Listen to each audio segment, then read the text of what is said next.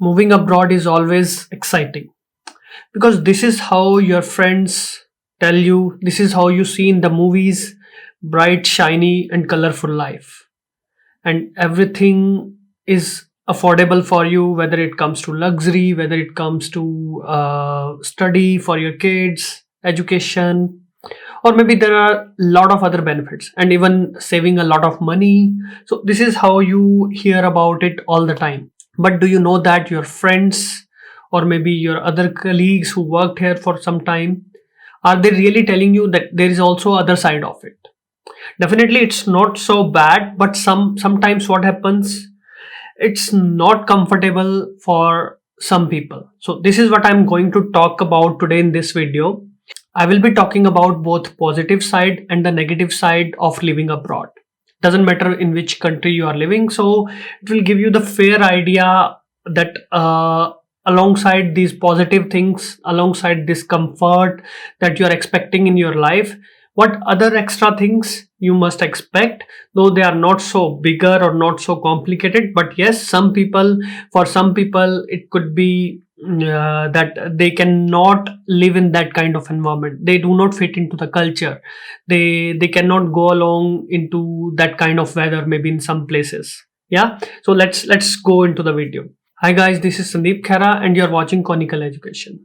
Before we proceed further, let me remind you to subscribe below and enable the bell notification so that you don't miss any updates on this channel.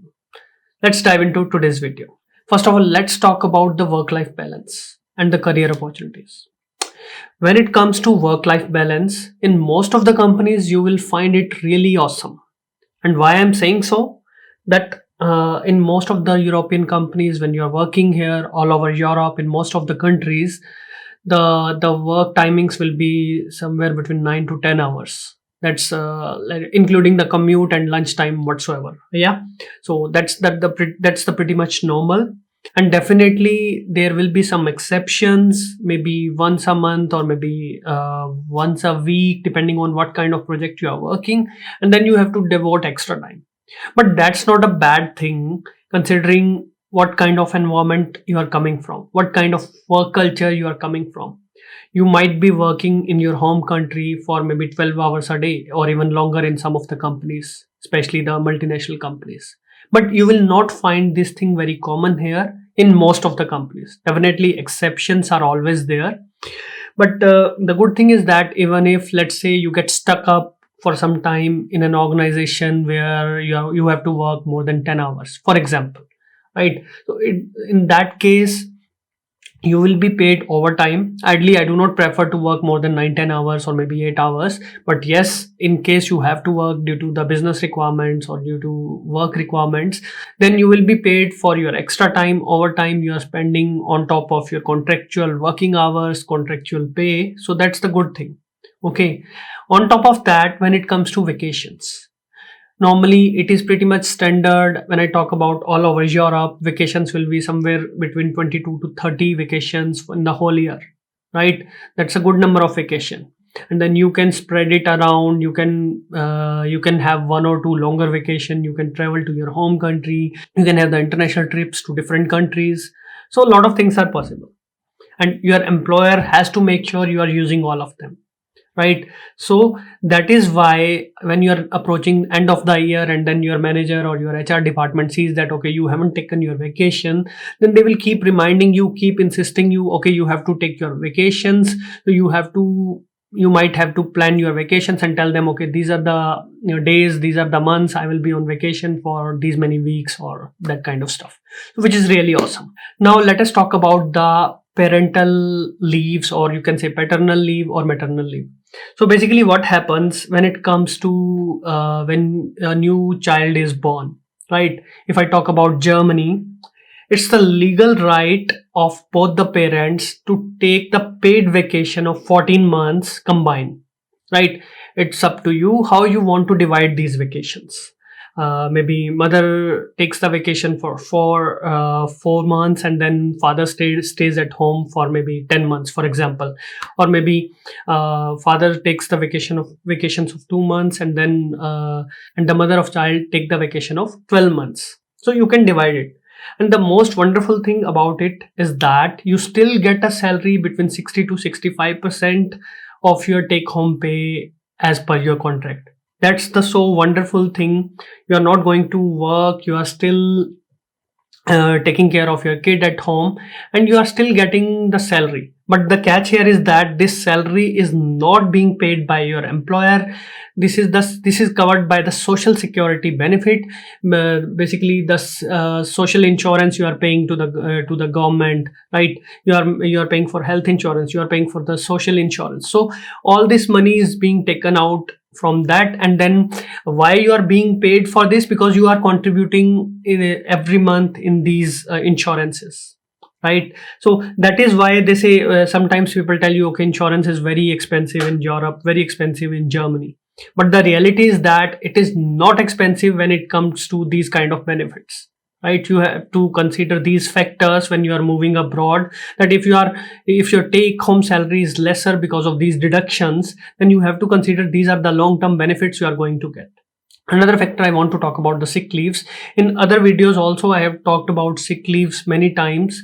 So if you are sick, you get those sick leaves. You will still get paid by your health insurance for that time, but there is no limitation. These sick leaves are not part of those 30-25 vacations which I told you earlier, those yearly vacations you are allowed to take, right? These are separate, and these could be up to almost, if I remember correctly, more than a year. So that's the beauty. That's so wonderful. Yeah. And then there are travel opportunities there. You can travel all over Europe. This is nothing new, I'm telling you. But yes, I will be speaking about more things, especially when it comes to negative side, so which will be definitely new for you. Yeah. And then there are inexpensive travel opportunity, especially when I talk about the international travel. Yeah. So that is the thing you can consider. And then for some of you want to save some extra money, so that's another benefit you can consider when you are moving abroad.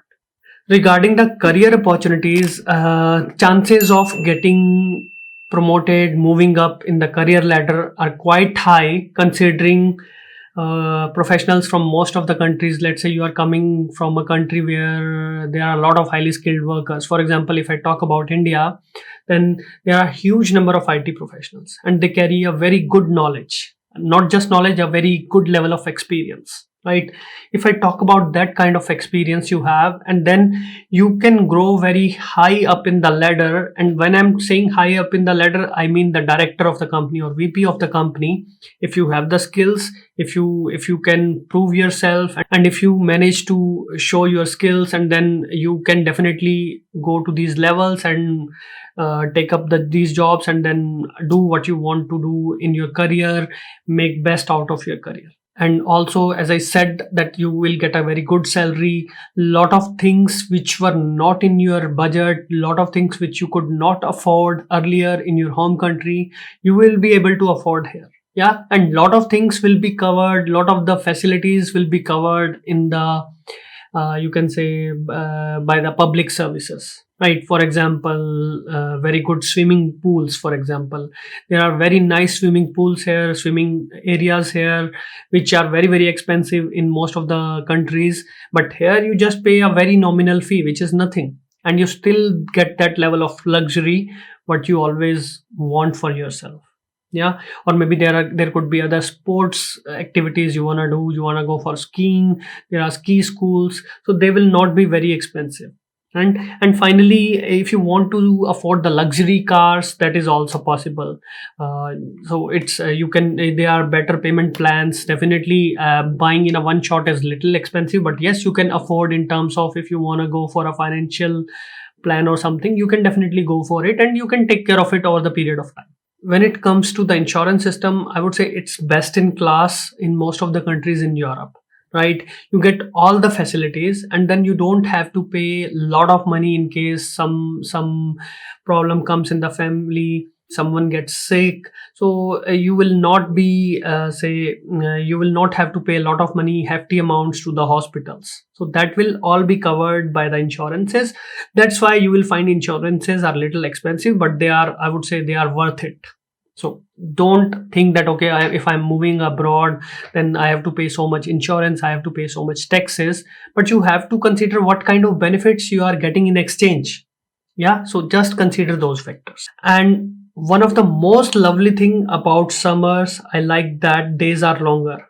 You can see sun will rise around 5 or maybe earlier in the morning, and in the evening you will see the sun until at least daylight will be there at least maybe like 9:30 or 10 p.m. in the evening. I'm talking about May and June. And this is so wonderful. You have so much longer day. You go to work in the morning and then you come back, you spend time with your family, you go out. Still, when you come back, you will find that the okay, day is still not finished. That's the beauty. But yes, that is only in summers. For the winters, that's going to be a positive, which we'll be discussing when I talk about the negative points. Before we proceed further, let me mention that in case you are struggling to get the interview calls from the employers who are located abroad, doesn't matter, you are looking for a job in EU or UK, and you are struggling to get those interview calls, whether you are a professional who is working abroad or whether you are a student who is studying in Europe and you're not getting those interview calls, you don't know what kind of expectations they have when you apply for a job, what kind of CV and cover letter they do expect from you, then you can register for my free masterclass, and you will get to know what kind of things, what kind of mistakes you can avoid so that you get those interviews, and then crack those interviews so that you get the final offer, whether you are studying in Europe or whether you are studying outside Europe. Let's proceed further into the video. When it comes to negative side, it could be anything. It could be weather, it could be food, it could be lifestyle, it could be cultural shock, it could be you are homesick, you are missing your parents, you are missing your family. So we will be talking about these things in detail now. If I talk about winters and when they are really cold winters, and if I talk about the city, for example, I'm living in Munich, so then in December and January, it's normal that temperature might go until -8 or -10. It's pretty much normal, and it will be like this for 2 months. And in these 2 months, at least 20 days or 20, 30 days or 35 days, the temperature will go down to that level. It's pretty much normal. And this is only in the city. And you will also find the snow sometimes, not every day, but yes, maybe once a week you will find the snow in the city. And I'm talking about Munich. There could be other, for example, Stuttgart also has the similar kind of weather. But also, especially if I talk about all over Germany, will have the same kind of situation, not much different. But yes, if you want to look very closely, you can search on the internet. Yeah. And if I talk about outside the cities, then weather could be even more colder, because in the city you have the cars, you have the factories and all that, and because of that temperature is not so low comparatively. So when you go outside, maybe temperature might be -15, -12, minus. So you have to see, look, like where are you moving and how is the weather. And I'm talking about particularly this kind of weather you will find in December and January, and maybe sometimes in February beginning. Yeah. So you have to be prepared for that. If you are a person who cannot survive in that kind of weather, but let me tell you, the good news is that it's not about that. Okay, it's a separate story if your body cannot survive that. But yes, there are, you can buy the jackets, you can buy the socks, you can buy the winter shoes, you can buy the gloves, mufflers and caps, then you will be all covered and then you can survive it. So I'm doing it for past 7 years, more than 7 years now, so it works out finally. Next difficult point I want to speak about is that many times I get the queries, especially from the people who are the single child of their parents. Because they are moving abroad and their parents are older, right? And then they ask me many times, okay, can I bring my parents to Germany as a dependent? See, it's possible. I would not say that it's not possible. It's a little bit complicated. And the main requirement is that if you are a single child or your parents are alone, there is no one to take care of them. Maybe you don't have any sibling who is living close to your parents, then you can bring them. But yes, you have to take care of their health insurance and other things. And then there is a process which you might have to take the help from the professional, and then you can bring them here. So that's the factor you have to consider if you are a single child, but it is possible after few years. But the good thing is that, let's say you are working here, you are a working professional, your parents can visit you maybe twice a year. Like for example, every 6 months, in every 6 months they can stay here for 3 months on Schengen visa, for example, right? They can come twice or once a year, or maybe once in 2 years, depending on what kind of system, or what kind of how you want to do it basically. Yeah, so it is manageable. So in case you don't in case you think, okay, you don't want to bring them, or it's not possible for you to bring them on a permanent basis due to your situation, then they can visit you quite often, so that's not a big issue. In case you are a foodie, and then that might be a bad news for you, because some of the food, some of the cuisines might not be available here. Definitely you will find here different kind of restaurants from different countries, different regions, Indian, Thai, Vietnamese, Korean, Japanese, Chinese, all of them are available. But the point is that they might not be authentic, and definitely there might be restaurants where you will get the food which is more you can say similar to that, but there could be typical things what you look for will not be available, or maybe not very easily available. It's not that like in your home country you have a special kind of snack you want to eat in your home country, you might not get to eat here like every day, for example. Maybe you get chance to eat maybe once a month, or maybe once in 2 months, maybe it's available in a different city, then you cannot eat it every day. So it depends like what exactly you want to eat, and then whether it's available or not. Yeah, so you have to consider that if you are really foodie. If you are okay with the food, then it's fine. And if, let's say, if you are vegetarian, then also you will have to be very careful, because there are less number of options available for the vegetarians. I would not say that they are not available, they are available, but yes, options will be less, and then sometimes you will not get what you want. So you might have to compromise on that if you are vegetarian basically. Now let's talk about the lifestyle. If I talk about the lifestyle here, you have to come with a different kind of expectation. Forget about the expectation you have in your home country. If I talk about India, you get all the services at home. You just make a call and you get this thing done. You get everything at home, right? Here it is not going to be in that way, right? So for example, you most of the things you will have to do your household work, you will have to do yourself, whether it comes to cleaning, or whether it comes to cooking, whether it comes to bringing the grocery, or maybe shopping, mopping the house.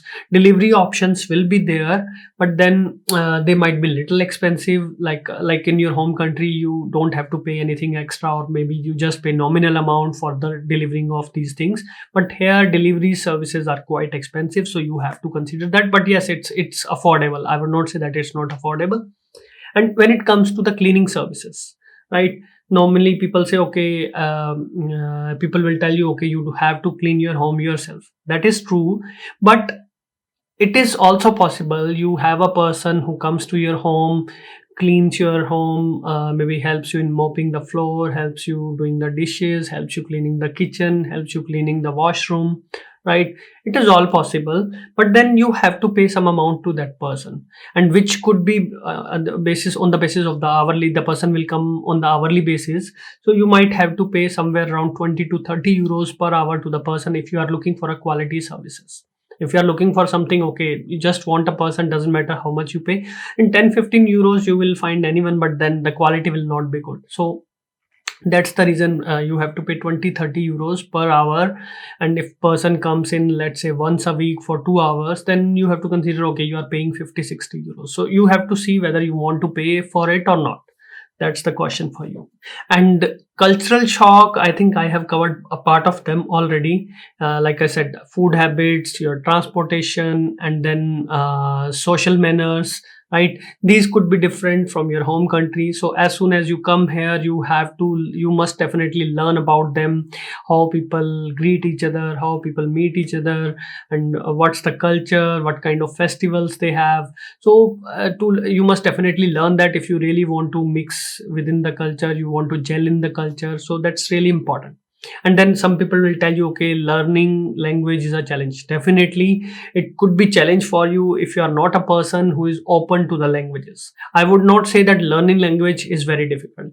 Language can be learned with the discipline. If you are really serious, you really want to learn, I can tell you it's a very good experience if you are really disciplined. I'm talking from my personal experience.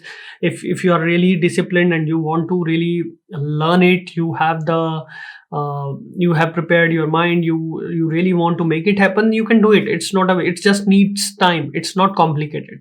It needs time, and then you have to be regular in that, and then when you go out you have to speak up with the people so that you can practice, and then you can learn how to say the things correctly, how to convey your message, and then how to understand what others want to say. Yeah, it's all about what you prefer. So basically this is all I have in today's video. You can give a thumbs up, comment, or share with your friends, and have a nice day.